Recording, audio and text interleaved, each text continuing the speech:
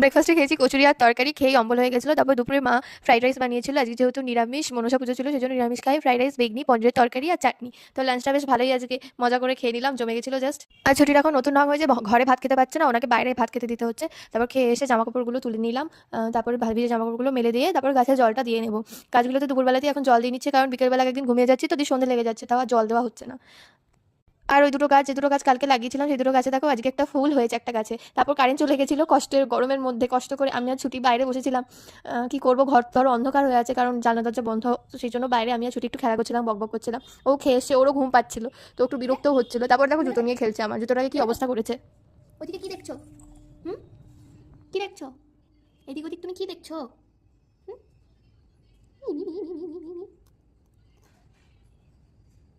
মারে না, মারে না, আমাকে মারে না। আর আজকে ডিনারে ছিল রুটি, পনিরের তরকারি, গুড় খেয়েছি মিষ্টির পরিবর্তে। আর শোয়ার আগে খেয়েছিলাম